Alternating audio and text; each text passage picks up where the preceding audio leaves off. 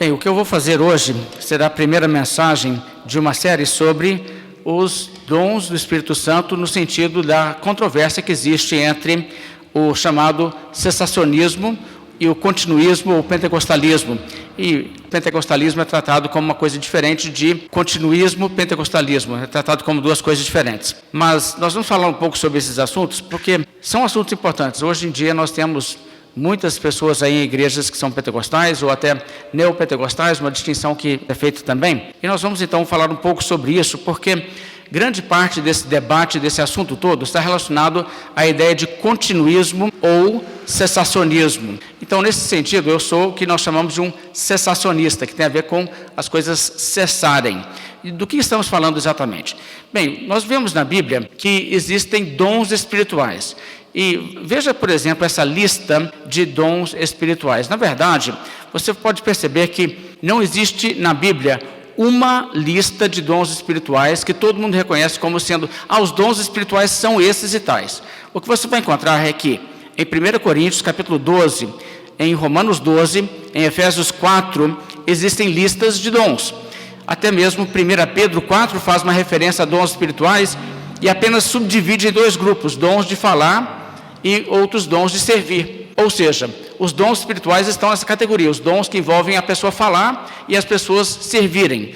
Mas se você observar o que é dito desses diversos dons, eles não batem perfeitamente. Você não vai perceber que na igreja, na época dos apóstolos, você tinha então uma espécie de lista, como hoje você vai encontrar, até se você procurar, você vai encontrar algumas pessoas dizem, tem 12 dons espirituais.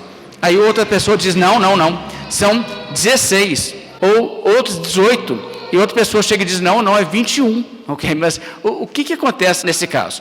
Bem, o que acontece é o seguinte, que claramente havia um entendimento que existem dons do Espírito Santo no Novo Testamento, mas ao invés de pensar assim, os dons são tais e tantos, eles pensavam assim, dons são dons nesse sentido, todo mundo recebe uma capacidade, uma capacitação até do Espírito Santo para ajudar, servir a causa de Cristo, servir os irmãos na igreja, e isso acontece de muitas maneiras, de modo que, por exemplo, Paulo aos Coríntios, em capítulo 12, 1 Coríntios, pode falar sobre dons do Espírito Santo e dar uma lista, e logo adiante fazer de novo uma outra lista no mesmo capítulo, e não confere uma com a outra no sentido de serem exatamente os mesmos. Por quê? Porque não é essa a ideia. Não é a ideia de que existem essas são as categorias e fechou. Quando você vai lá para Romanos, Paulo cita coisa que ele não cita em 1 Coríntios. Em 1 Coríntios ele cita coisa que não cita em Romanos. Ou seja, é reconhecer que Deus dá às pessoas capacidades para serem uma bênção, para servir de alguma maneira, e existem diversas formas em que isso acontece. E você não precisa fazer uma lista e fechar e dizer, é essa lista aqui, decora ela, tá? Porque vai cair na prova. Não era dessa maneira, não era assim no Novo Testamento.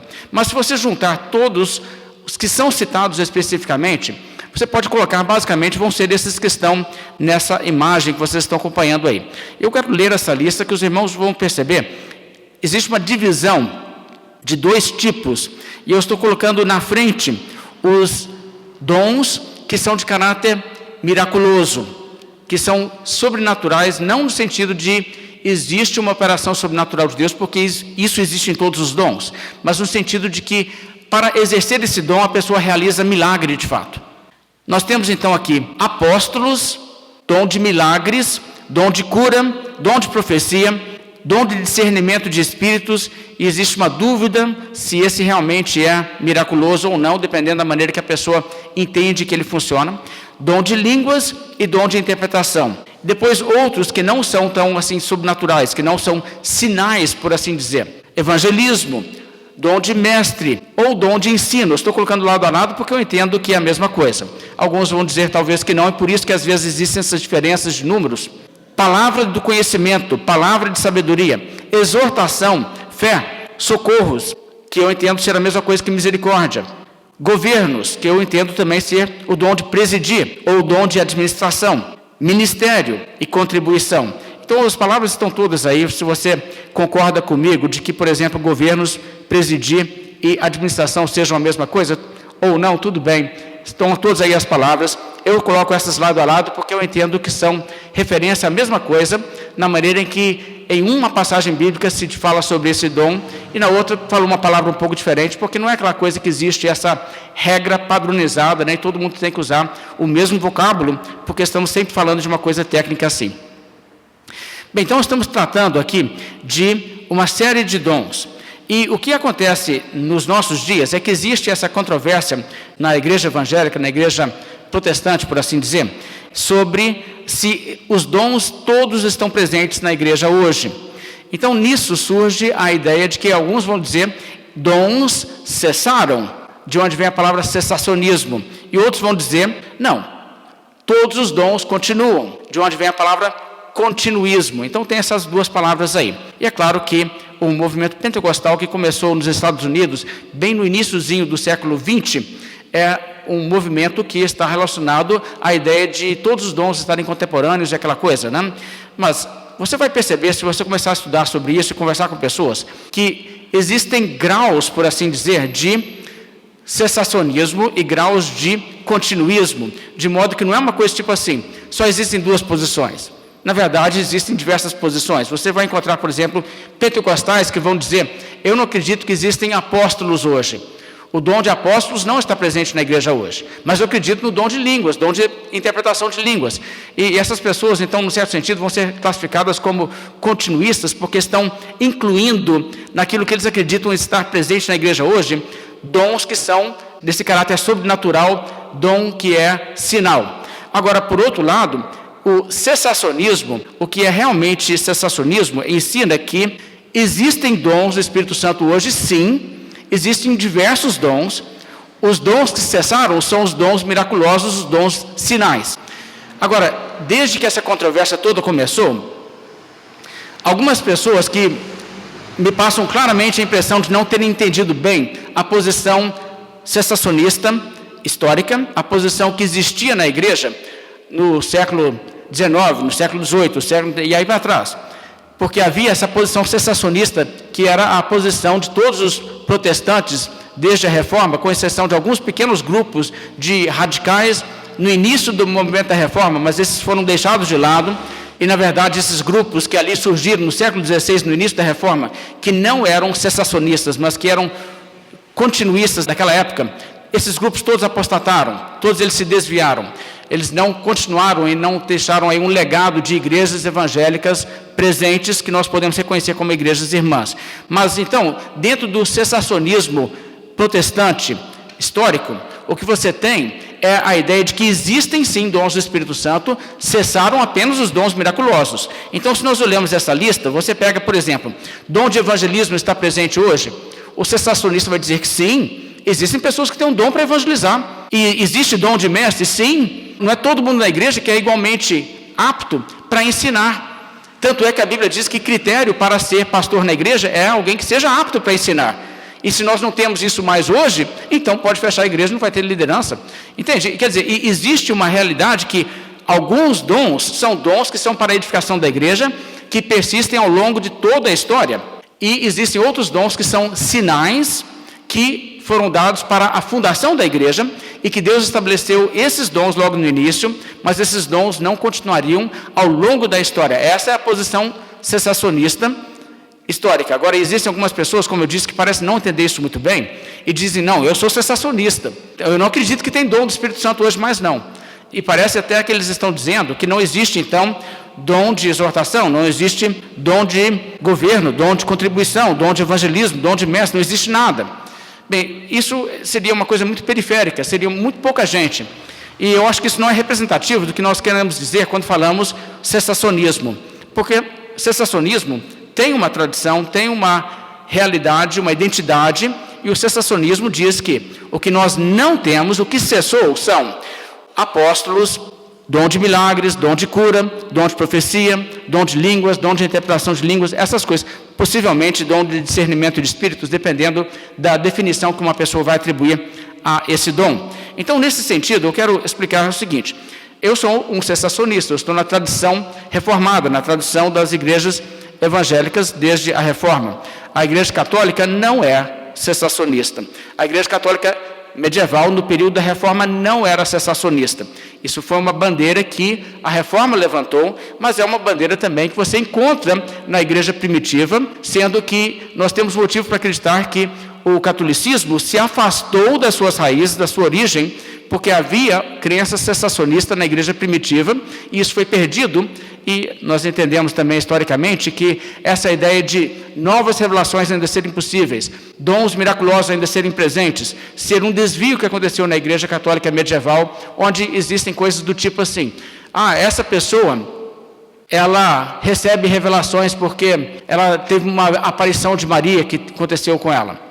Isso é uma nova revelação que foi dada, entende? Isso é uma ideia, uma espécie de continuismo que existe na Igreja Católica. Outras pessoas que têm palavras inspiradas, ou às vezes uma pessoa que tem alguma coisa sobrenatural, tipo uma estigmata, ou alguma coisa dessa natureza, que eles vão dizer isso aí é miraculoso, etc. E até mesmo na Igreja Católica medieval, essa ideia de que o Papa pode falar com infalibilidade, falando ex cathedra, ou que os concílios da Igreja são de tal forma levados a falar aquilo que é preciso e correto, que uma definição de um credo, de uma decisão de um concílio, é tão infalível quanto o texto bíblico. Isso também é a ideia de continuismo ali na Igreja Católica medieval. Bem, então, qual que é a postura correta? O que nós devemos concluir sobre isso aí? Porque hoje existem muitos evangélicos, como eu disse, que são continuistas em algum sentido, e nós precisamos então de examinar essas coisas. E o que nós vamos fazer aqui nesse estudo hoje é falar apenas sobre a questão de dom de apóstolo, se existem apóstolos hoje. Certamente você sabe que existem pessoas aí que estão dizendo que são apóstolos, e igrejas que estão dizendo, nós temos um apóstolo na nossa igreja e tal. Nós vamos olhar apenas esse, que é um ponto inicial, e é um bom ponto para você começar essa discussão toda sobre continuismo ou cessacionismo. Porque, afinal de contas, se o continuismo verdadeiro e pleno é real, isso significa o quê? Todos os dons que havia na igreja nos dias do Novo Testamento estão presentes conosco hoje, então nós temos um dos dons, o dom de apóstolo, ele também tem que estar presente. O dom de apóstolo é referido tanto em 1 Coríntios como em Efésios como dons do Espírito Santo. A lista dos dons de 1 Coríntios coloca apóstolos no início da lista. Dizer que ser apóstolo não é um dom do Espírito Santo, não é entender o texto bíblico. Existe isso sim. Nós temos realmente hoje todos os dons do Espírito Santo, ou existem dons que cessaram e não estão mais presentes? Essa é a questão. E se existem dons que cessaram, quais, quantos e quais continuam? Essa é a ideia realmente. E como eu disse, vocês vão perceber que os evangélicos não concordam sobre isso. Mas é possível pela Bíblia chegar a um entendimento desse assunto, eu creio com bastante clareza. Vamos então começar.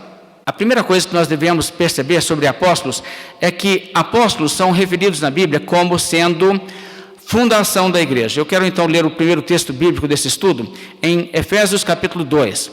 Aqui o apóstolo Paulo escrevendo a uma igreja em Éfeso, composta essencialmente de cristãos gentios que se converteram, uma minoria ali de judeus convertidos, e ele então se expressa nesses termos. Efésios 2:11.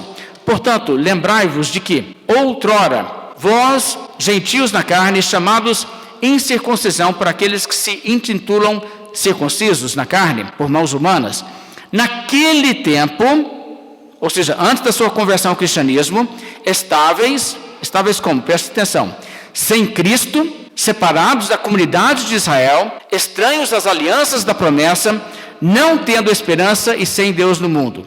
Essa é a condição de pessoas antes da conversão ao cristianismo. Agora o verso 13.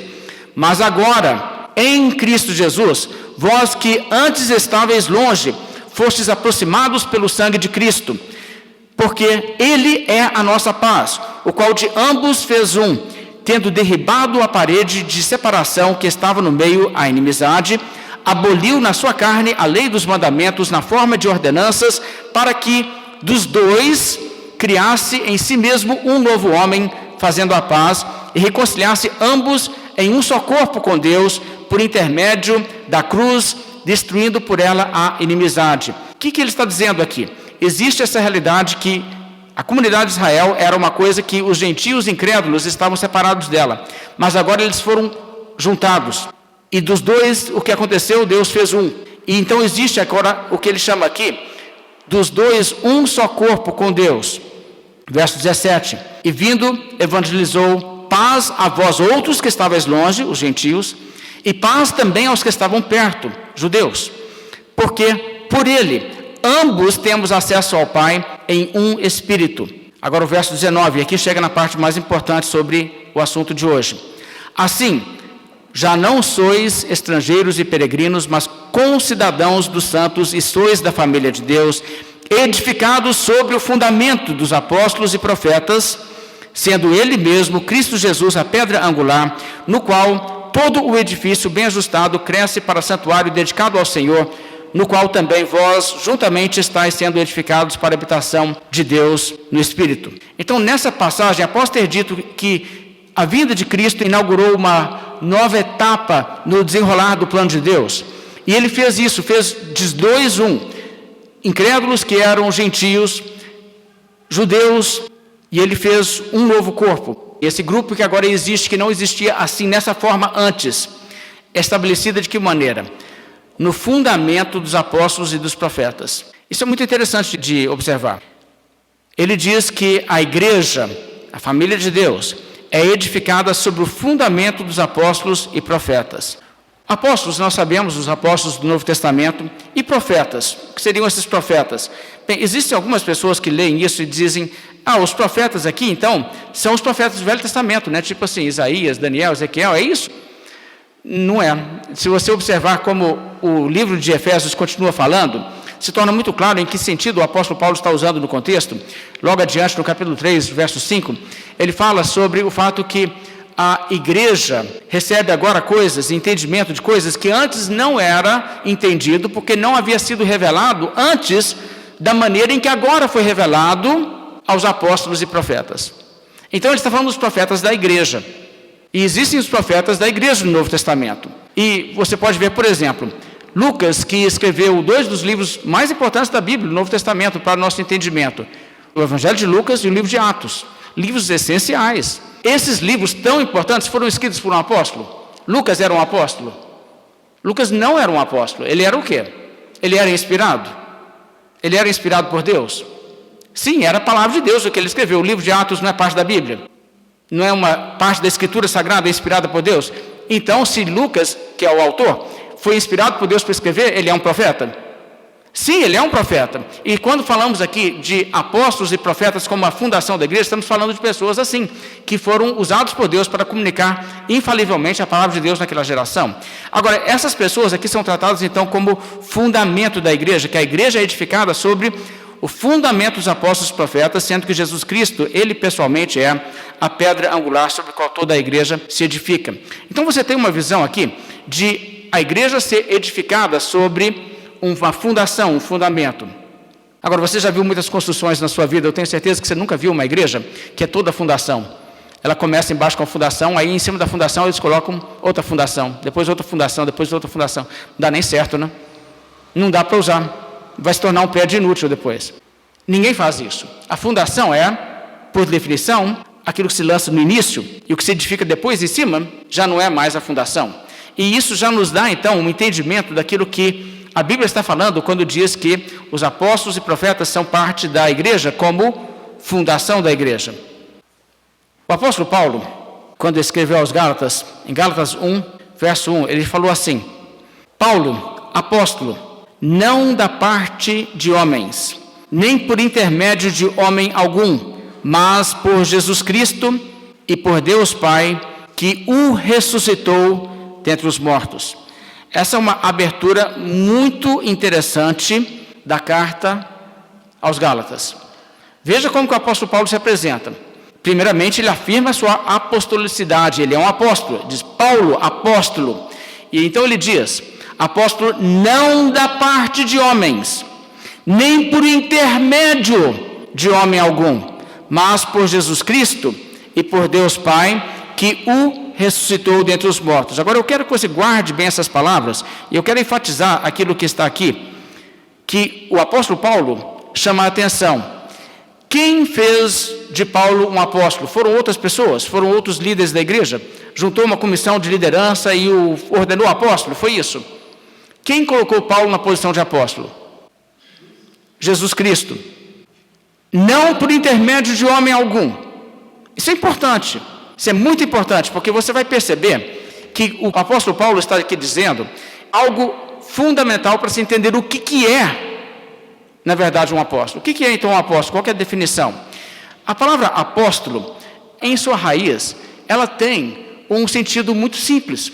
Ela tem a ver com um verbo no grego, que essa palavra é transliterada para a nossa língua. O verbo significa enviar. E a palavra apóstolo, se você estivesse lendo a Bíblia em grego, você encontraria simplesmente ali a palavra enviado, o enviado. Só que essa palavra enviado se tornou um termo técnico na política até daqueles tempos, onde uma pessoa que era uma espécie de embaixador oficialmente reconhecido e dado uma espécie de procuração para falar em nome de um governante de qualquer espécie, era chamado de um enviado, um apóstolo na palavra grega. E isso é tão interessante porque, nesse sentido, não era qualquer um que fosse um apóstolo, mesmo que a pessoa fosse enviado por alguém. Então, deixa-me dar um exemplo. Em nossa língua, por exemplo, nós falamos sobre aquele que preside. Existe presidente, não existe? Então, por exemplo, se nós estamos tendo aqui uma reunião e, nesse momento, eu estou aqui à frente, eu posso dizer que eu estou presidindo esse momento de culto ao Senhor. Eu também posso dizer que eu estou dirigindo o culto nessa altura. Então, nesse sentido, eu sou o dirigente nesse momento. Ou eu sou o presidente. Mas você sabe muito bem que a palavra presidente em português geralmente é usada como uma referência específica ao presidente da República, ou um presidente de um outro país, se é que um sistema de presidencialismo também.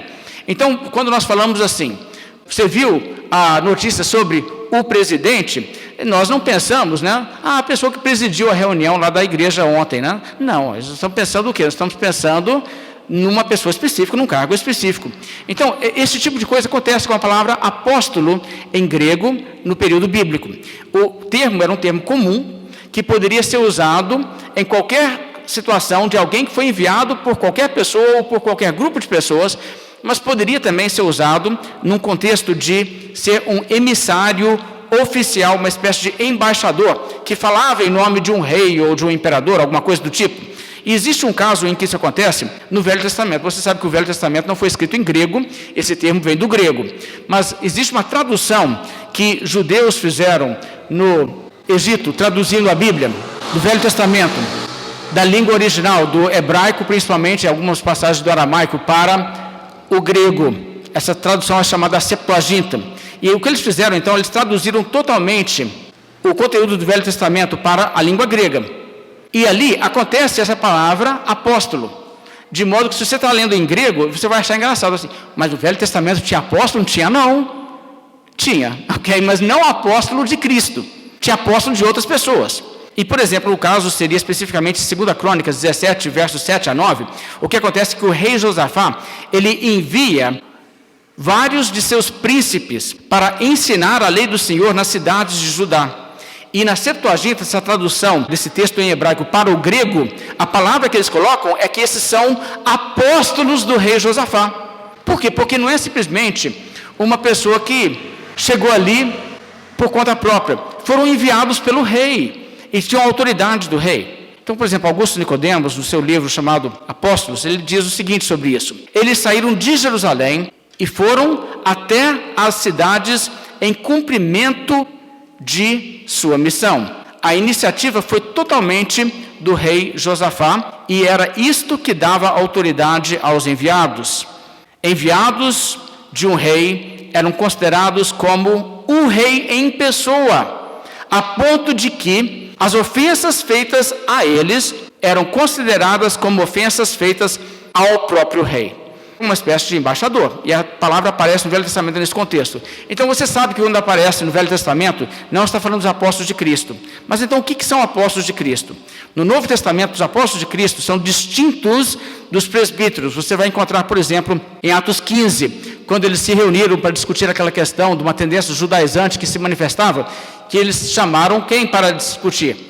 Os apóstolos e os presbíteros. Existe uma diferença, apesar que todo apóstolo pode ser chamado de um presbítero da igreja, nesse sentido, mas os presbíteros não eram apóstolos, entende?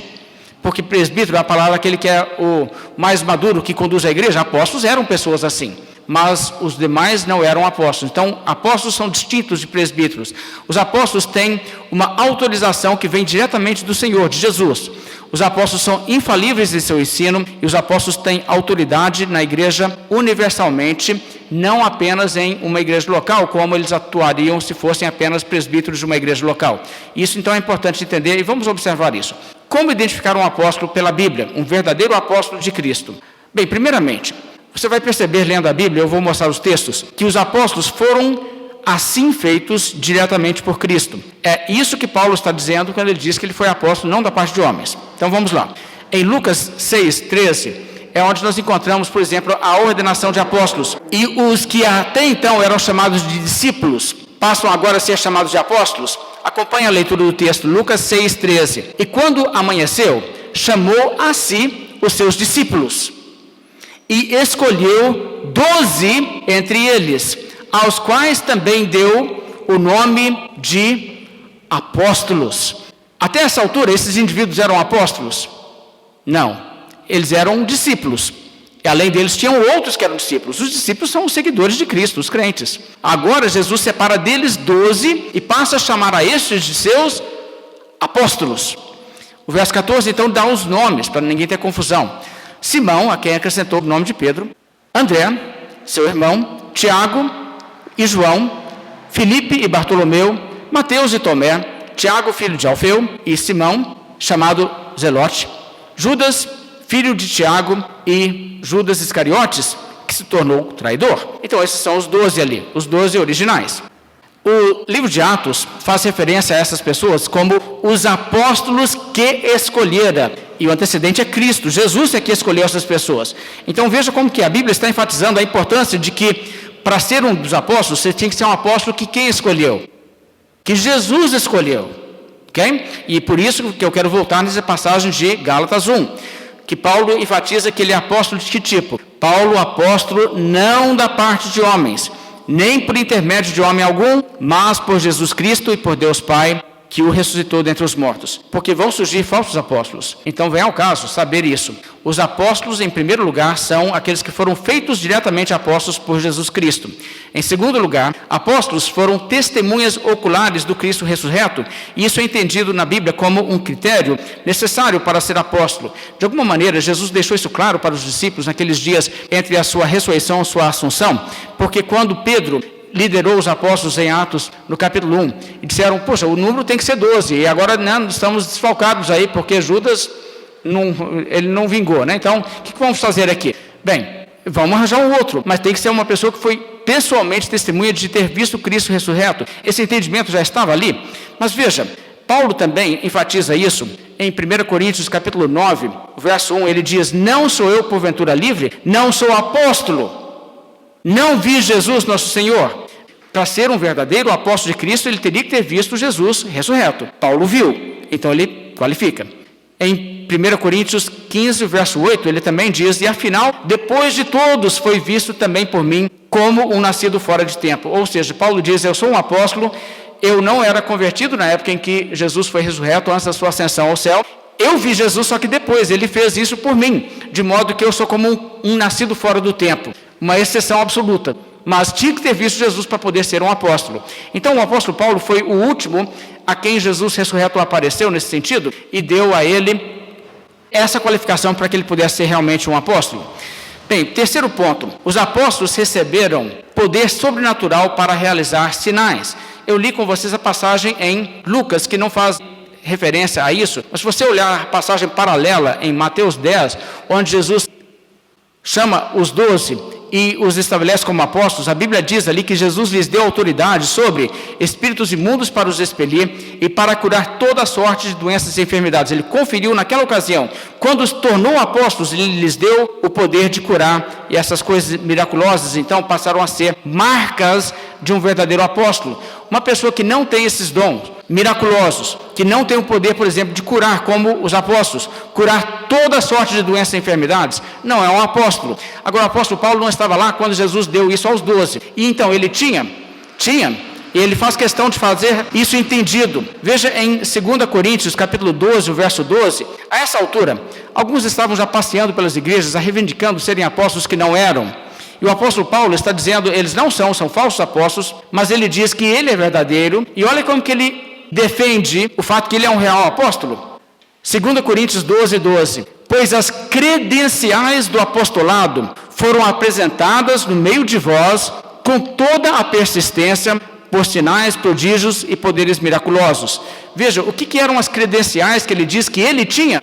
Sinais, prodígios e poderes miraculosos. E vocês são testemunhas, vocês viram essas coisas, então vocês sabem que eu tenho esse critério que é necessário e imprescindível para ser um verdadeiro apóstolo. Em alguns momentos, há pessoas, além dos apóstolos no Novo Testamento, que operaram milagres, sim. Mas todos os apóstolos operaram. Até Judas operou milagres, apesar dele ser um descrente. Jesus disse, Judas, você também tem poder de fazer milagres. É claro que as doenças e os demônios iam ter que se submeter, porque quem manda é Jesus. Jesus diz, vai ter que sair, se esse homem expulsar, vai sair, porque Jesus deu essa autoridade até para Judas. Entende? Isso é importante entender, apesar que Judas era um falso, ele não era um verdadeiro cristão. De qualquer forma, o apóstolo verdadeiro tem, então, isso como uma de suas credenciais, o poder de realizar milagres, prodígios, sinais. Ele tem esse poder miraculoso. Em quarto lugar, os apóstolos integraram a fundação da igreja, como nós notamos, Efésios 2, edificado sobre o fundamento dos apóstolos e profetas, sendo ele mesmo, Jesus Cristo, a pedra angular. Agora, isso então quer dizer uma coisa importante, está relacionado ao próximo ponto, mas eu acho importante distinguir. A ideia da fundação é aquilo que tudo se constrói em cima e que sustenta tudo mais, não é? A fundação sustenta a casa toda.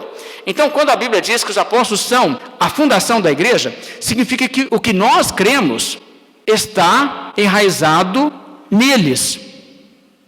Nós cremos coisas porque eles ensinaram essas coisas. Eles são a fundação da nossa fé. E isso é muito importante de ver na Bíblia.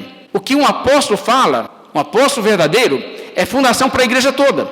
Por exemplo, se você ler lá no livro de Atos, quando diz que as pessoas que ouviram a palavra do Evangelho no dia de Pentecostes se converteram, foram batizados, foram então agregados à igreja, a Bíblia então diz o quê?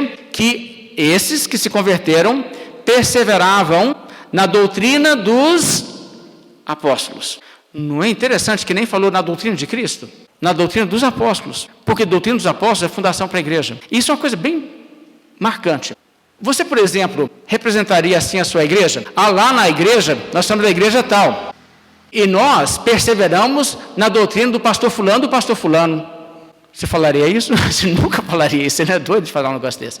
Mas a Bíblia coloca que eles perseveravam na doutrina dos apóstolos. Está vendo a diferença de grau? E está certo, tem que perseverar na doutrina dos apóstolos mesmos, porque os apóstolos são fundação da igreja, que Jesus colocou como fundação para a igreja toda.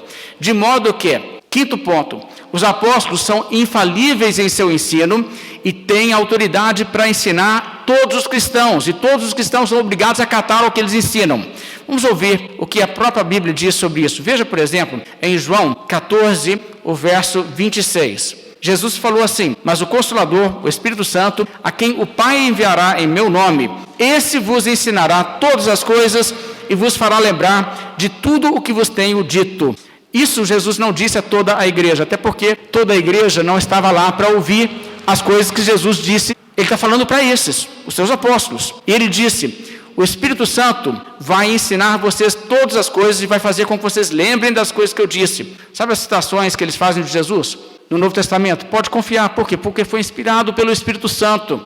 Além disso, João 15, 26 diz assim, quando porém vier o Consolador, que eu vos enviarei da parte do Pai, o Espírito da verdade, que dele procede, esse dará testemunho de mim. Então, olha só, a Bíblia aqui está dizendo que o Espírito Santo, o Consolador, ele viria e daria testemunho de Cristo, e ele viria especialmente para fazer esse papel na vida dos apóstolos. É claro que o Espírito Santo está em todos os cristãos, mas existe ali uma função especial dada a eles. E isso então lhes dá uma autoridade que vocês podem perceber em Mateus 10. Olha a autoridade que um apóstolo de Cristo tem. É igualzinho quando você tem, por exemplo, um imperador, um rei, que manda uma pessoa, e essa pessoa é seu embaixador, e essa pessoa então vai lá e fala em nome do rei. E se uma pessoa não acata, essa pessoa está violando uma ordem direta do rei. É tão forte quanto se o rei estivesse pessoalmente lhe falando. Eu que estou mandando. Mateus 10, verso 14. Se alguém não vos receber, nem ouvir as vossas palavras, ao sairdes daquela casa ou daquela cidade, sacudiu o pó dos vossos pés. Em verdade vos digo que menor rigor haverá para Sodoma e Gomorra no dia do juízo do que para aquela cidade. É claro que se uma pessoa não ouvir a mensagem do Evangelho que os apóstolos pregaram, essa pessoa vai ter que dar contas disso no dia do juízo. João 13, verso 20 diz: em verdade vos digo, quem recebe aquele que eu enviar, a mim me recebe, e quem me recebe, recebe aquele que me enviou. Ou seja, essas pessoas enviadas assim por Jesus devem ser recebidas, acatadas. Essas pessoas têm uma autorização de Cristo por falar em nome dele, o que torna o ensino deles infalível. E, portanto, eles são autoridade em toda a igreja. O sexto ponto é esse: toda a igreja tem que acatar ao que os apóstolos dizem. Veja como o apóstolo João se expressou. 1 João 4, verso 6, ele diz: nós somos de Deus, aquele que conhece a Deus nos ouve, aquele que não é da parte de Deus não nos ouve. Nisso reconhecemos o espírito da verdade e o espírito do erro. Agora, o que isso significa é que se um apóstolo, falando como apóstolo de Cristo, se expressar e ensinar uma coisa, uma pessoa que é realmente de Deus irá aceitar e irá acatar. Uma pessoa que diz: não, não concordo não, eu não aceito não, essa pessoa não é de Deus, pura e simples. Agora, você entende isso? Como você trataria uma pessoa que chega a você e diz assim: não, eu sou um cristão, mas eu não reconheço o apóstolo Pedro como um apóstolo autêntico não. E aliás, aquelas coisas que ele escreveu, 1 e 2 Pedro, aquilo para mim não é palavra de Deus não, aquilo não é Bíblia não. Você diria assim: não, tudo bem, irmão. Ou você diria assim: uai, mas então nós temos algum problema aqui. Isso você está rejeitando a autoridade de um dos verdadeiros apóstolos de Cristo. Você está dizendo que Pedro era um falso apóstolo? Não posso te reconhecer como irmão, não. Isso é básico, a Bíblia. E está vendo? Então, o que isso significa é que não é a igreja que identifica os apóstolos e autoriza os apóstolos. Cristo autoriza os apóstolos. De modo que você reconhece a igreja através de quem reconhece os apóstolos, e não o contrário. Não é pela igreja que você sabe quem são os apóstolos, é pelos apóstolos que você sabe quem que é a igreja. Porque se a pessoa aceita e diz: não, o apóstolo Paulo é um apóstolo de verdade, ele é verdadeiramente um apóstolo de Cristo, e eu creio nas epístolas de Paulo, isso aí é a palavra inspirada de Deus, porque ele é um apóstolo. Você está vendo? A pessoa que diz isso, você diz: tá, isso condiz com essa pessoa ser um crente. A pessoa que rejeita a autoridade de Paulo e diz: não, eu não aceito não, essa pessoa não é um crente. Então, quando você entende essa realidade, você entende que qualquer pessoa que jogar fora pessoas como o João, por exemplo: não concordo com o Evangelho de João, aquilo não é Bíblia para mim não, ou as cartas de Paulo, coisas desse tipo, está na verdade se mostrando uma pessoa que não aceita aquilo que em Atos é chamado a doutrina dos apóstolos.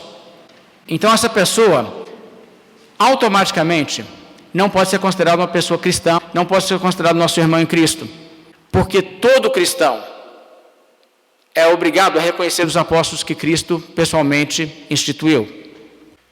E você sabe que a própria definição de quais livros são incluídos no cânon do Novo Testamento está ligado aos apóstolos? No Velho Testamento era uma questão muito simples. Quem escreveu o livro era um profeta? Um dos verdadeiros profetas? Se é um verdadeiro profeta, então ele fala sobre a inspiração de Deus no seu livro. É a palavra de Deus. O Novo Testamento também é escrito por um apóstolo ou um profeta, e os profetas estão todos ligados aos apóstolos. Você pode ver, por exemplo, que Marcos, que é autor de um dos evangelhos, mas não é apóstolo, está ligado a Pedro e trabalha em conjunto com Pedro em um momento de sua vida em que ele escreve o evangelho. Lucas, como eu disse, que escreveu Atos e o evangelho de Lucas, estava ligado a Paulo. Então você tem essa realidade.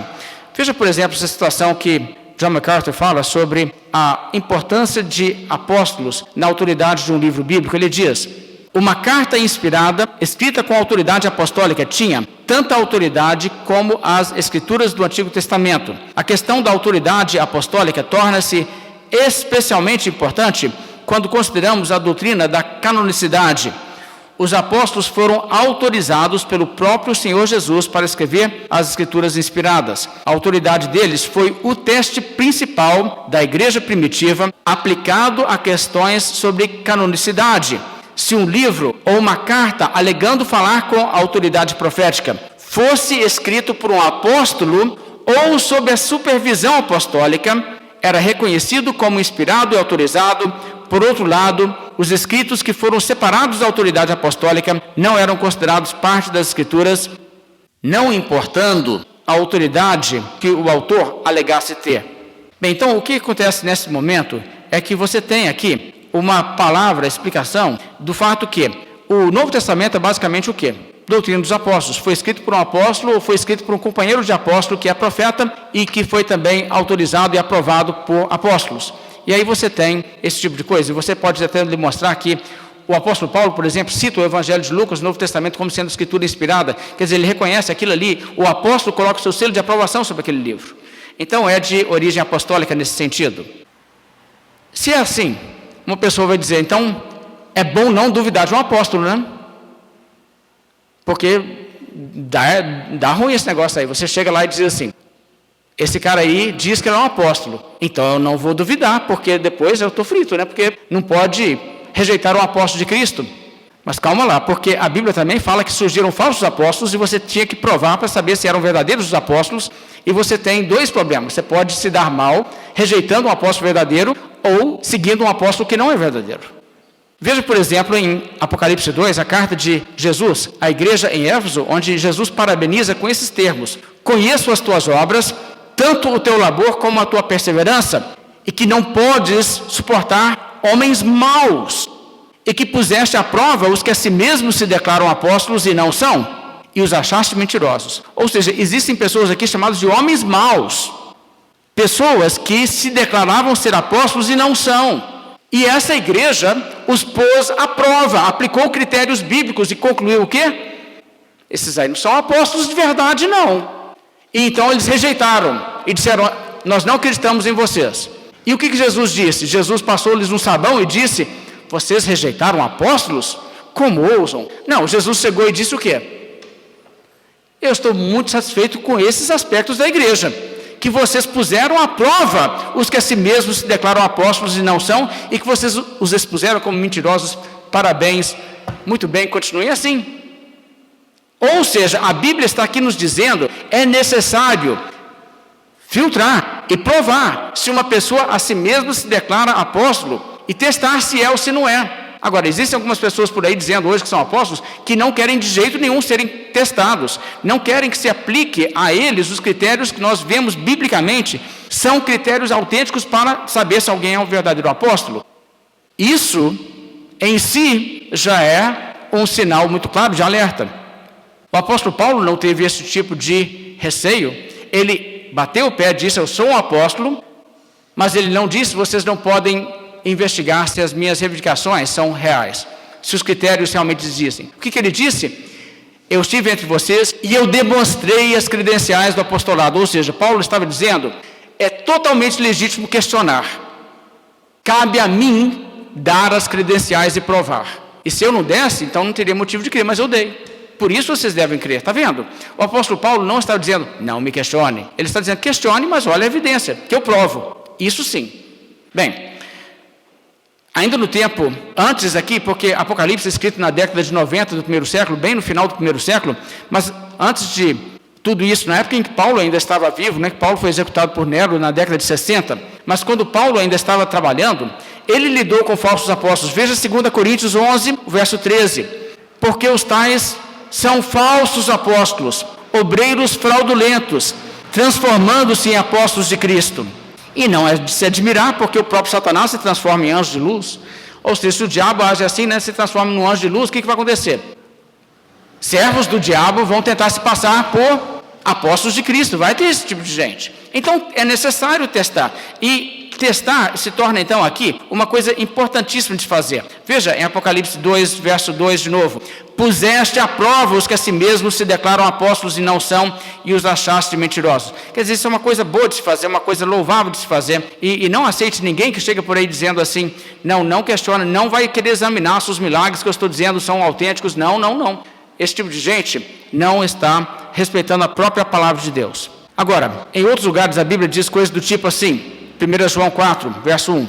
Amados, não deis crédito a qualquer espírito, antes provai os espíritos se procedem de Deus, porque muitos falsos profetas têm saído pelo mundo fora. Atos 17, 11. Ora, estes de Bereia eram mais nobres que os de Tessalônica, pois receberam a palavra com toda a avidez, examinando as escrituras todos os dias para ver se as coisas eram de fato assim. A palavra de quem que esses de Bereia estavam questionando? De quem? As palavras do apóstolo Paulo. O apóstolo Paulo chegou ali e pregou. E as pessoas olharam, escutaram, bem interessados, mas examinaram as escrituras para ver se as coisas eram de fato assim. Tipo assim, deixa eu ver se esse homem está falando a verdade. Eu vou ver pela Bíblia, eu vou conferir pela Bíblia. O que ele está dizendo bate com a Bíblia. O apóstolo Paulo se ofendeu? De jeito nenhum que ele se ofendeu. O que ele avaliou o quê? Esses aí são mais nobres que os da outra cidade, que não tiveram critério. Está vendo? Esse é um tipo de atitude que você deve ter como crente. Muito bem. Se isso é verdade, então nós precisamos de pensar uma questão aqui. Temos ainda apóstolos hoje? A verdade é que nós não temos apóstolos verdadeiros hoje. Nós não temos apóstolos de Cristo hoje. Eu vou demonstrar isso um pouco mais claramente. Eu acho que já deve ter dado para montar um quadro, se você prestou atenção nos critérios bíblicos, né? Sobre pessoas que foram testemunhas oculares do Cristo ressurreto, que têm os dons aqui para fazer os milagres e tudo, que têm autoridade sobre toda a igreja, se eles escrevem um livro inspirado por Deus e tal, já deu para atender. Nós não temos mais apóstolos hoje, mas alguns vão contender, não, mas temos apóstolos hoje. Então vamos tratar disso. Primeira questão, biblicamente falando, quantos apóstolos há? Total. Quantos apóstolos? A Bíblia diz? Diz. São 12. Eu quero que você veja isso comigo. Em Mateus 19, o Senhor Jesus Cristo que escolheu 12 apóstolos. Ele não escolheu 12? Ele escolheu 12 apóstolos. Muito bem. Ele então fala com os apóstolos assim, Mateus 19, 28.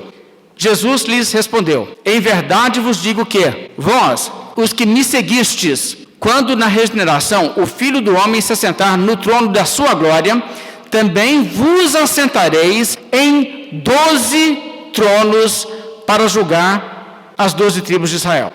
Quantos tronos haverão para os apóstolos? 12. Judas vai estar lá num deles?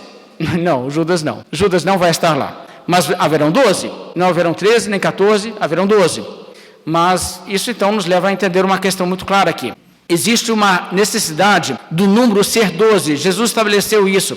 Isso liga com aquela questão de Velho Testamento, 12 tribos e tudo mais. E aqui Jesus faz essa associação. Então tem que ser 12. Mas mais adiante na Bíblia, você encontra uma realidade que deixa isso de forma inconfundível. Veja Apocalipse 21, verso 14. Aqui nós temos o retrato da Nova Jerusalém. E quando a Nova Jerusalém despontar em toda ali a sua glória de consumação, novos céus, nova terra, haverá ali, diz Apocalipse 21, 14, a muralha da cidade tinha 12 fundamentos e estavam sobre estes os 12 nomes dos 12 apóstolos do Cordeiro. Quantos apóstolos vão ter na eternidade? Novo céus, nova terra. Quando Deus fizer tudo, vai ter quantos apóstolos lá? O Cordeiro tem quantos apóstolos? Ok, mas vamos lá. Se daquela época eles continuassem juntando mais apóstolos, e vai acumulando mais apóstolos, não faria sentido nenhum dizer que novos céus, nova terra, a Nova Jerusalém, tem ali como seus fundamentos, são os 12 fundamentos, e sobre esses escritos os nomes dos 12 apóstolos do Cordeiro. Artigo definido, dos 12 apóstolos, os 12, não 12 apóstolos que são do Cordeiro, entre outros. Então a Bíblia é muito clara sobre isso, ou seja, na verdade, não existem mais do que 12. Então quem são os 12? Bem, Judas caiu, você tem aqueles originais que nós lemos os nomes deles. Judas caiu e aí entrou um no lugar dele, completa o número de 12. Quem é o substituto de Judas? Eu vou ser bem claro com vocês nesse sentido, que dentro da ortodoxia cristã evangélica, existem duas posições, e nesse ponto eu entendo os argumentos, mas é claro, eu tenho uma posição. Existem pessoas que vão dizer que, bem, na verdade, você tem 12, o substituto de Judas é Matias, constituído no início do livro de Atos. E depois você tem um 13º, que é Paulo. Alguns tomam essa posição. O motivo pelo qual, principalmente, pessoas vão nessa direção, é que, além do livro de Atos nos contar sobre o fato que os discípulos se reuniram ali, os 11, falaram, o número tem que ser 12, não pode ser 11. Então vamos escolher mais um. Aí eles olharam qualificações em termos de viram Jesus ressurreto e podem qualificar em todos os outros termos aqui. Tem duas pessoas que qualificam. Aí lançaram sortes e caiu para Matias, então integraram Matias. E o livro de Atos, por exemplo, capítulo 6, fala sobre o fato que os 12 convocaram a comunidade. Então eles dizem, os 12 então tem que ser Matias, para completar 12. O apóstolo Paulo, em 1 Coríntios 15, verso 5, refere-se aos 12, o que necessariamente teria que incluir Matias, e pessoas dizem, então Matias é o 12º, né? Tem que ser Matias. Bem, se for assim, onde entra Paulo? Então Paulo não é um dos 12. Então, se Paulo não é um dos 12, o que você faz com o apóstolo Paulo? Ele não vai estar na Nova Jerusalém, não, né? Lá só vai ter 12 apóstolos. Aí Paulo fica de fora? Bem, em Nova Jerusalém você vai ter os 12 apóstolos de quem? Do Cordeiro. Eu vou simplificar a coisa aqui, eu quero que você me acompanhe. Quem fez de Matias um apóstolo? Foi Jesus. Eles lançaram sortes para dizer que o Espírito Santo estava conduzindo. O Espírito Santo já tinha descido em Atos capítulo 1. Houve direção de Deus que eles fizessem isso. Eles agiram por iniciativa própria. E mesmo que você tenha esse respeito por Matias, entendendo que ele era um grande servo de Deus, ele não era um vigarista, um falso apóstolo nesse sentido, você entende que quem o consagrou apóstolo não foi Jesus. Os que Jesus consagrou apóstolo foram quantos? 12. Os 11 originais, Judas, que caiu, e Paulo, depois, mais tarde. O que acontece, biblicamente falando, é que Paulo é a escolha de Jesus para completar o número 12, apóstolos do Cordeiro. Agora, se você ainda pensa, não sei não, viu? Eu meio que gosto de Matias. Ok. Matias poderia falar assim, ele poderia escrever uma carta e dizer, Matias, apóstolo, não da parte de homens, nem por intermédio de homem algum, mas por Jesus Cristo. Poderia? Ele não poderia. Pedro poderia. Simão Zelote poderia. Bartolomeu poderia. Matias não poderia. Entende? Por isso que quando a Bíblia diz os 12 apóstolos do Cordeiro, Jesus ordenou 12. Agora, isso não quer dizer que Matias era um homem mau, e nem que ele era um falso apóstolo. Significa que eles agiram sem uma instrução, revelação vinda de Deus, dizendo, faça assim. Eles entenderam, o número tem que ser completo, os 12 têm que ser testemunhas, e eles acharam que cabia a eles e fizeram uma coisa precipitada, mas depois Deus colocou as coisas em ordem, quando ele pessoalmente apareceu para o apóstolo Paulo. Isso que eu entendo ser a informação bíblica sobre isso. Agora, deixe-me então tratar de uma questão que é importante, que algumas pessoas se confundem quando leem a Bíblia, porque dizem, não, mas tem outros apóstolos no Novo Testamento, além dos 12, tem outros sim, não é nem Matias que eu estou falando, não, tem outros. Barnabé não era um apóstolo? Barnabé era um apóstolo, está lá em Atos 14, leia comigo Atos 14, verso 14. Porém, ouvindo isso, os apóstolos Barnabé e Paulo, rasgando suas vestes, saltaram para o meio da multidão clamando. Quer dizer, Barnabé não era um apóstolo, a Bíblia diz que ele era um apóstolo. Sabe o que está acontecendo aqui? Aqui, na verdade, isso aqui está mal traduzido, ok? A palavra original no grego é a palavra apóstolo, mas não é apóstolo no sentido de um apóstolo de Cristo, é apenas um que foi enviado. Se você voltar no capítulo 13 de Atos, sabe o que acontece? No capítulo 13 de Atos, a igreja enviou Barnabé e Paulo como missionários. Barnabé era um enviado? Era enviado da igreja em Antioquia. Ele não era enviado de Cristo nesse sentido do termo técnico. Então, volto naquilo que eu expliquei inicialmente, que a palavra acontece em vários contextos. Você tem que ver se estamos aqui tratando como termo técnico um dos apóstolos de Cristo ou simplesmente um enviado, porque você vai encontrar enviados na Bíblia que não está sendo usado nesse sentido. Assim como a palavra apóstolo aparece no Velho Testamento, como eu disse, e não está falando nesse sentido. Veja, a palavra apóstolo acontece 79 vezes no Novo Testamento. E não dá para você dizer assim, mas no livro de Atos dos Apóstolos, a maioria das vezes que acontece, está falando de apóstolos nesse sentido, os apóstolos de Cristo. Então, nesse caso, eu vou interpretar que não, você não pode fazer isso. Você tem que interpretar à luz do que a palavra significa no contexto, e lembrar que essa palavra, no grego, não é necessariamente um termo técnico. E quando você identifica que não é, na verdade, deveria ter sido traduzido aqui, talvez missionários, o texto poderia dizer assim, ouvindo, porém, isto, os missionários, Barnabé e Paulo, que eles foram enviados numa missão, enviados pela igreja nessa altura. E é disso que estamos falando aqui, e é isso que você vai ver algumas outras passagens também. Só para mostrar melhor essa questão da tradução da Bíblia, veja, por exemplo, em Hebreus, capítulo 3, o verso 1, o termo apóstolo sendo aplicado a Jesus. E Jesus não era um dos apóstolos do Cordeiro, você sabe, né? Mas Hebreus 3:1 diz assim, por isso, santos irmãos, que participais da vocação celestial, considerai atentamente o apóstolo e sumo sacerdote da nossa confissão, Jesus. Aqui de novo, gente, nem deveria ser traduzido apóstolo, porque nós trouxemos a palavra apóstolo do grego para o português, para servir como o termo técnico de apóstolo de Cristo na igreja. A palavra aqui no grego é a palavra apóstolo, mas não é nesse sentido técnico. Então deveria ser considerar atentamente o enviado e sumo sacerdote, o enviado pelo Pai. É nesse sentido. Bem, 2 Coríntios, capítulo 8, Verso 23. Quanto a Tito, é meu companheiro e cooperador convosco, quanto aos nossos irmãos, são mensageiros das igrejas e glória de Cristo. Está vendo a palavra mensageiros nesse verso?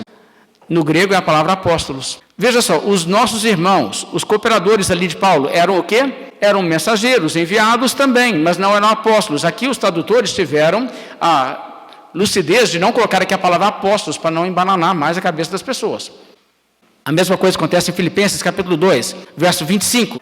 Julguei, todavia, necessário mandar até a vós Epafrodito, por um lado, meu irmão, cooperador e companheiro de lutas, e por outro, vosso mensageiro e vosso auxiliar nas minhas necessidades. A igreja de Filipos havia enviado Epafrodito para levar uma oferta para o apóstolo Paulo para ajudá-lo no ministério. Então, nessa missão, ele foi o quê? Ele foi o enviado da igreja, o vosso mensageiro, ou o vosso enviado. A palavra aqui no grego é a palavra apóstolo, mas não deveria ser traduzido como apóstolo, porque Epafrodito não era um dos apóstolos.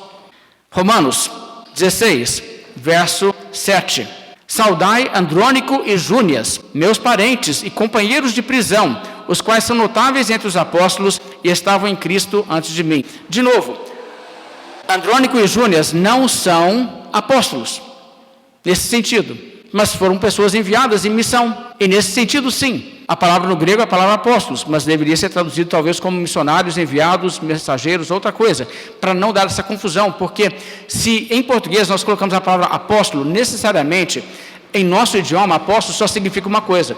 Você não fala, por exemplo, sobre uma pessoa que é mandado pelo prefeito de Congonhas, chegar e dar um recado para alguém, você não chama ele o apóstolo do prefeito. Então, evita-se esse termo, porque ele se tornou um termo técnico exclusivo em português, e só deveria ser usado esse termo quando é nesse sentido que é empregado na Escritura, e não é o caso. Bem, então, isso é muito fácil de entender, e tendo dito isso, o que é que nós podemos prosseguir e chegar a algumas conclusões? Se, então, pessoas como Barnabé, pessoas como Epafrodito, não são apóstolos, no sentido em que nós usamos a palavra em português, quantos apóstolos realmente há no Novo Testamento? 12. De Cristo, apóstolos enviados pessoalmente por Cristo? 12.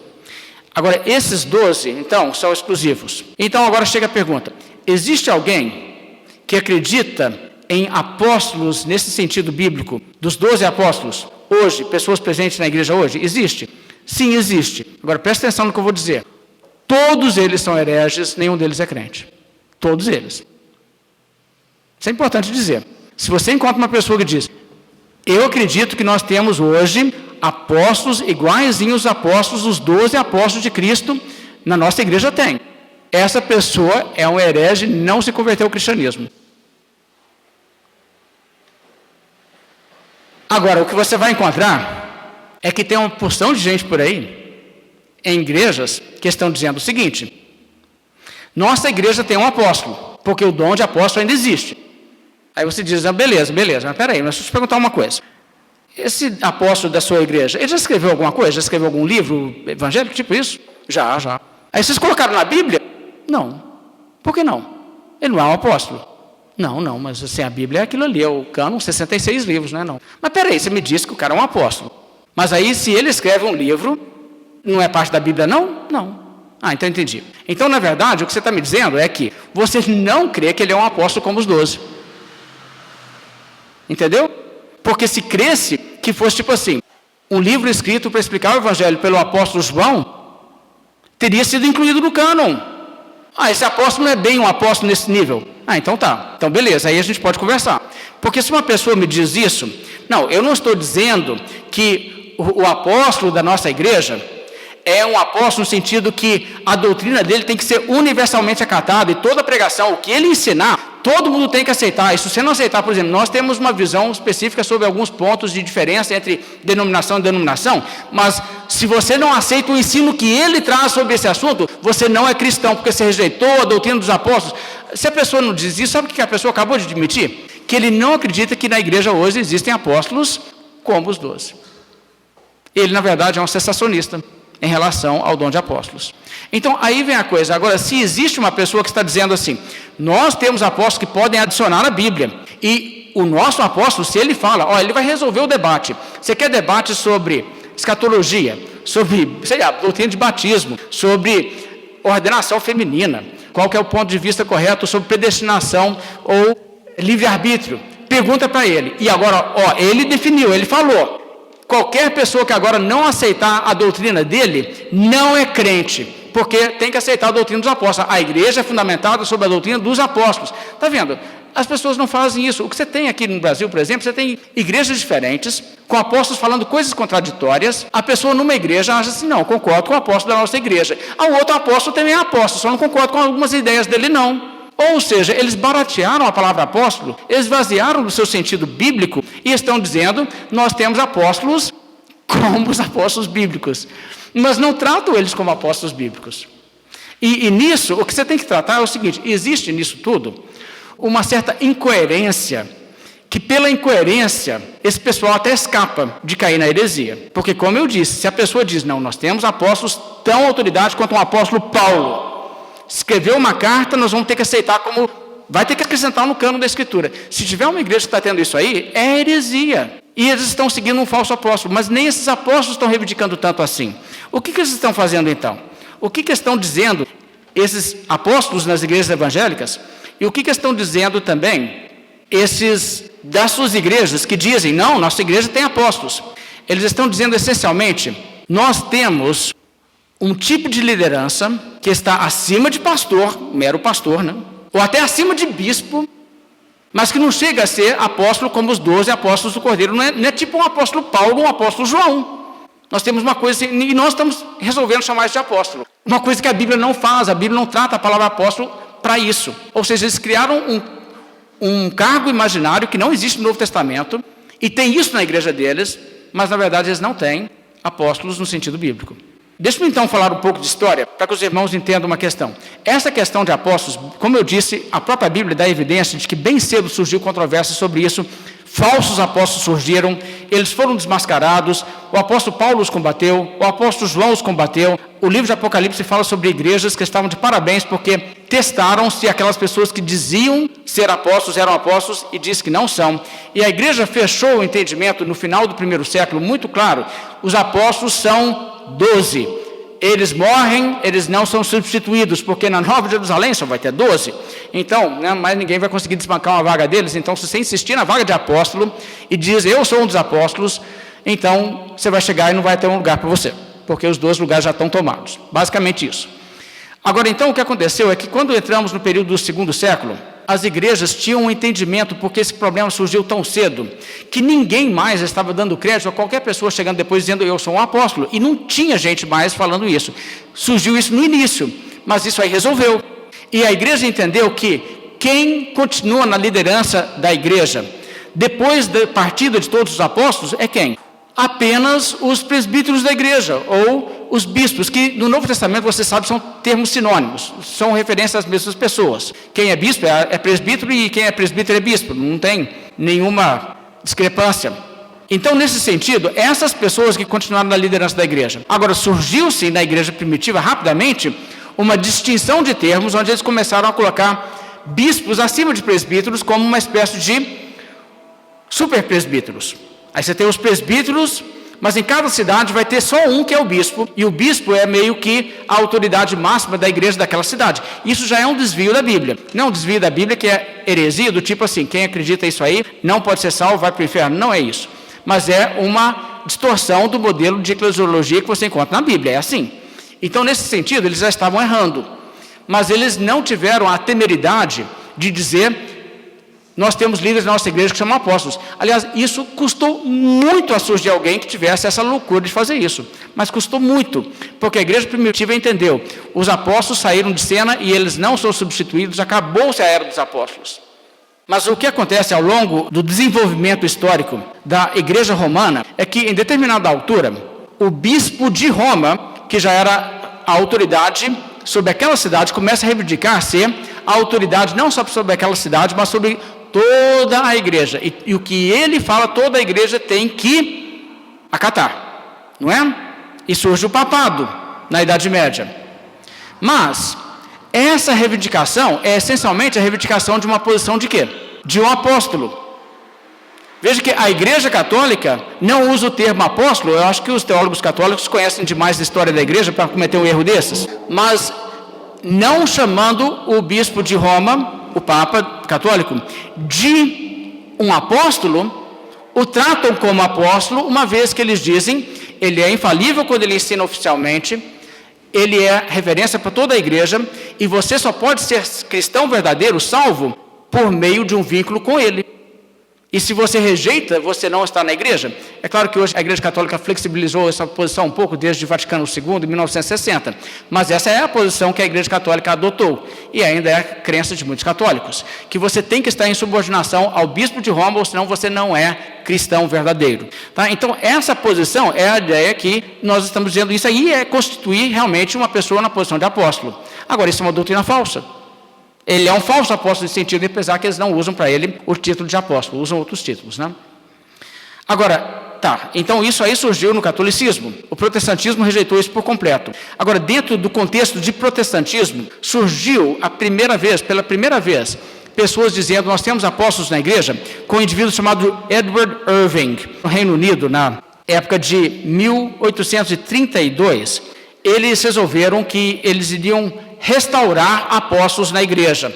E eles falaram, olha, nós temos que ter apóstolos, porque a igreja verdadeira tem apóstolos. Não entenderam como que a coisa funciona, já tem. E se nós hoje estamos ainda seguindo a doutrina dos apóstolos, estamos lendo Paulo, João e Pedro e tudo mais, estamos seguindo a doutrina deles, nós temos o ministério apostólico deles, entre nós não precisamos de outros. Agora, eles não, eles falam assim, nós temos que ter apóstolos. Então, no ano de 1832, ele fundou uma igreja que ele chamou a Igreja Católica Apostólica, em 1849, mas em 1832, eles estabeleceram um apóstolo. E depois continuaram estabelecendo outro, até chegar ao número de 12, e pararam em 12 em 1835.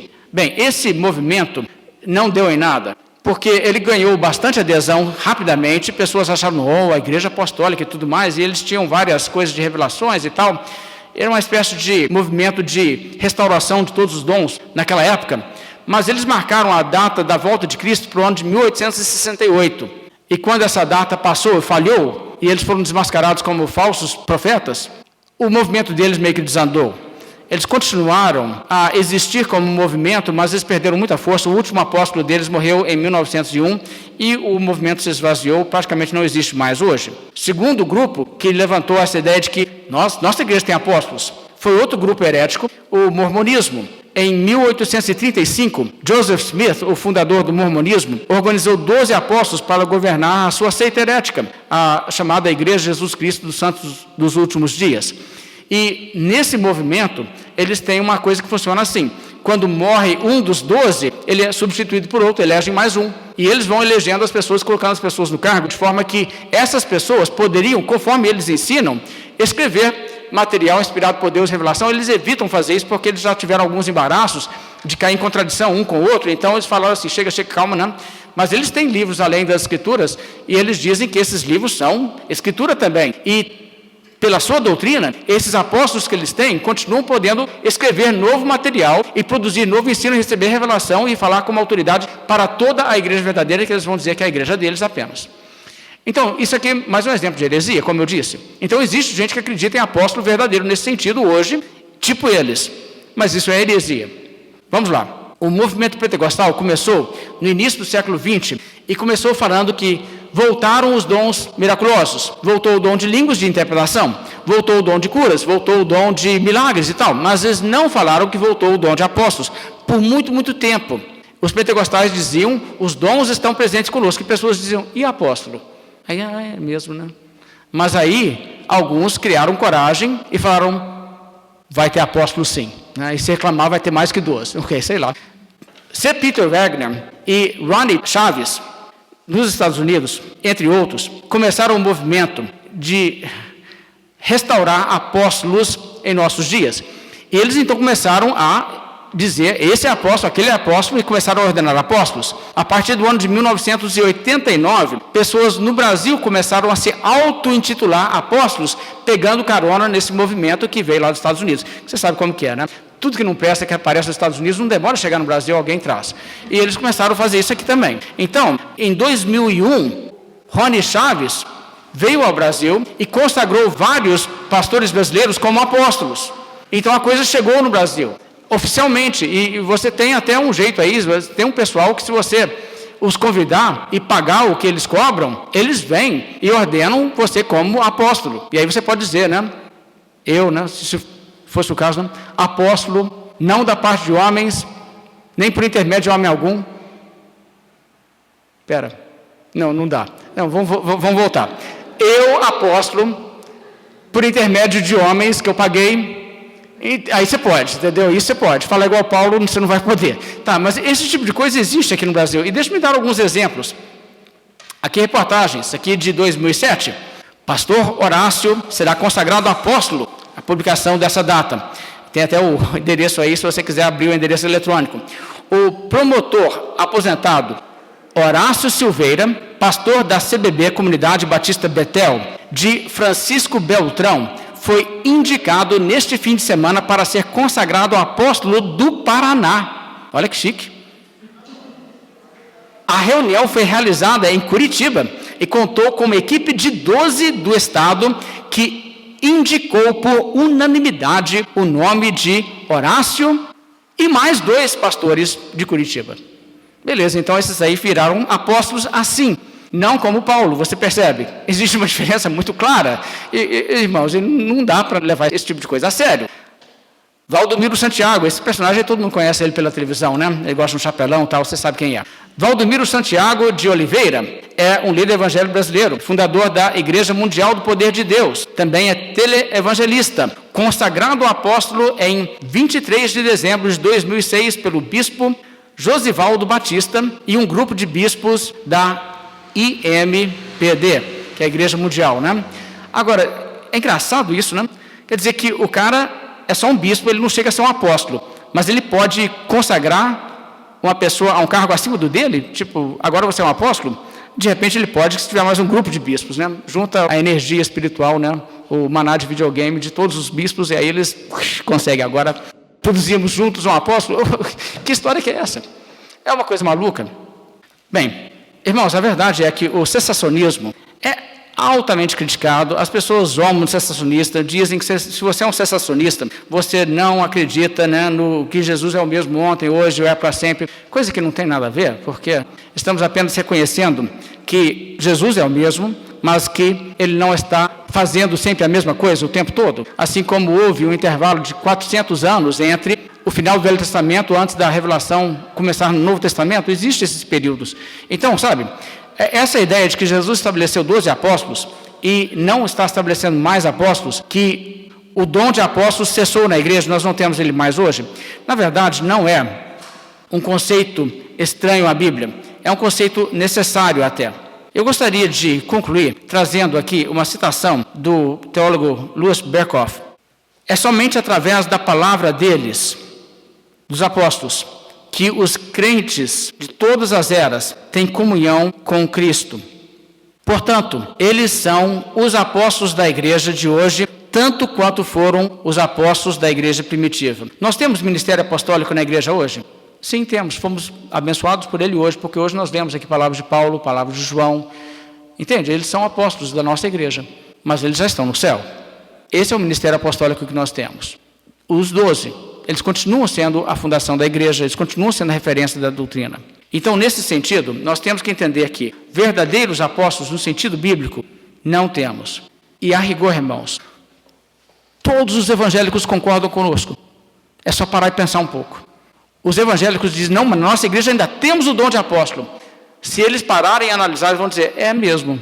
Mas não é bem aquele tipo de apóstolo do qual a Bíblia está falando quando fala dos 12. Não, esse tipo nós não temos. E sabe, isso é parte da falta de atenção que gera toda essa polêmica, porque isso é um problema recorrente. Você vira e mexe, você está vendo isso nesse debate cessacionismo, continuismo. As pessoas dizem assim, nós temos hoje todos os mesmos dons que tinha naquela época. É a continuação, continuismo. Aí você diz, tem os mesmos dons? Tem os mesmos dons. Mas espera aí, o dom na Bíblia era assim. Você está me falando na sua igreja tem isso? Não bem isso. Nós temos uma coisa um pouco diferente. Mas então por que fala que continua? Porque o que tinha na época da Bíblia não está mais presente, aquilo cessou, entende? O que isso acaba fazendo é abrir a porta para acontecer uma coisa na igreja hoje, que não acontecia naquela época, E em vez de ser chamado de continuista, devia ser chamado de inovador.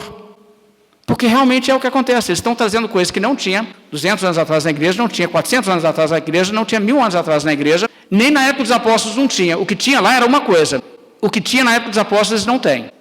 Mas vamos chamar de continuismo, fica um nome bonito. Aí a gente bate sem dó em quem fala que é sensacionista. Fala assim, Deus cessou de operar, né? Está vendo? É uma confusão de termos que acontece na realidade. Então esse é o primeiro ponto que você deve analisar. Continuismo tem que ser, então, a continuação de exatamente a mesma coisa. Senão nós vamos cair naquela linha do George Orwell. Todos os animais são iguais, mas alguns são mais iguais que os outros. Aí você é assim, né? Todos os dons espirituais hoje são iguais aos dons do Novo Testamento, mas alguns são mais iguais que os outros. Vai ser tipo isso. Bem, irmãos, vamos concluir nossa mensagem dessa noite? Vamos nos colocar de pé e fazer uma oração?